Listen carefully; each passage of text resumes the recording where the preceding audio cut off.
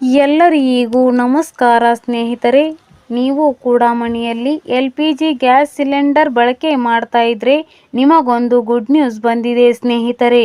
ನಾಳೆಯಿಂದ ಅಂದರೆ ಅಕ್ಟೋಬರ್ 15ನೇ ತಾರೀಕಿನಿಂದ ದೇಶಾದ್ಯಂತ LPG ಗ್ಯಾಸ್ ಸಿಲಿಂಡರ್ಗೆ ಸಂಬಂಧಪಟ್ಟಂತೆ ಹೊಸ ನಿಯಮ ಜಾರಿಗೆ ಬರುತ್ತಿದೆ. ದೇಶದಲ್ಲಿ ಜಾರಿಗೆ ಬರುತ್ತಿರುವ ಈ ಹೊಸ ನಿಯಮ ಅದೆಷ್ಟೋ LPG ಬಳಕೆದಾರರ ಸಂತಸಕ್ಕೆ ಕಾರಣವಾಗಿದೆ.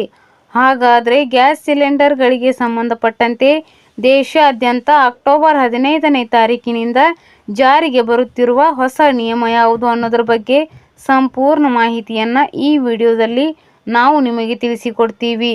ವಿಡಿಯೋ ತುಂಬ ಇಂಪಾರ್ಟೆಂಟಿವ್ ಆಗಿದೆ, ಎಲ್ಲರೂ ಸ್ಕಿಪ್ ಮಾಡದೆ ನೋಡಿ. ಹಾಗೂ ಈ ಮಾಹಿತಿಯನ್ನು LPG ಬಳಸುವ ಪ್ರತಿಯೊಬ್ಬರಿಗೂ ಶೇರ್ ಮಾಡಿ ಸ್ನೇಹಿತರೆ.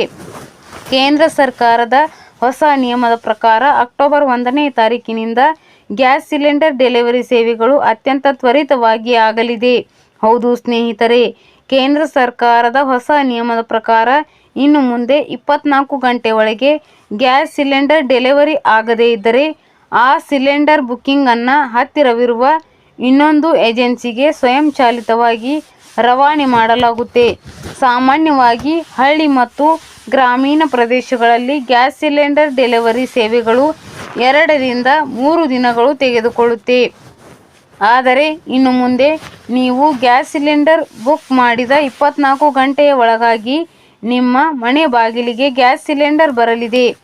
ಬುಕ್ಕಿಂಗ್ ಮಾಡಿದ ಗ್ಯಾಸ್ ಸಿಲಿಂಡರ್ಗಳು ಬೇಗನೆ ಗ್ರಾಹಕರನ್ನು ತಲುಪಲು ಈಗ ಹೊಸ ಕೇಂದ್ರೀಕೃತ ವ್ಯವಸ್ಥೆಯನ್ನು ಜಾರಿಗೆ ತರಲಾಗಿದೆ. LPG interoperable service delivery ಫ್ರೇಮ್ವರ್ಕ್ನ ಅಡಿಯಲ್ಲಿ ಈ ವ್ಯವಸ್ಥೆಯನ್ನು ಜಾರಿಗೆ ತರಲಾಗಿದೆ.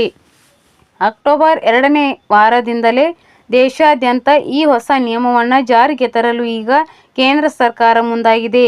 ಕೇಂದ್ರ ಸರ್ಕಾರದ ಈ ಹೊಸ ನಿಯಮ ದೇಶದಲ್ಲಿ ಇದೇ ಮೊದಲ ಬಾರಿಗೆ. ಸಿಲಿಂಡರ್ ಡೆಲಿವರಿಗೆ ಗ್ರಾಹಕರು ಕಂಪನಿಗಳನ್ನು ಬದಲಾಯಿಸುವ ಆಯ್ಕೆಗಳನ್ನು ಪಡೆದುಕೊಳ್ಳಲಿದ್ದಾರೆ.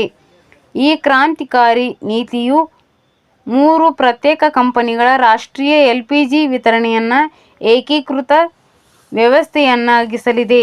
ಕೇಂದ್ರ ಸರ್ಕಾರದ ಈ ಹೊಸ ನಿಯಮ ಎಲ್ಲ ಗ್ರಾಹಕರ ಸಂತಸಕ್ಕೆ ಕಾರಣವಾಗಿದೆ.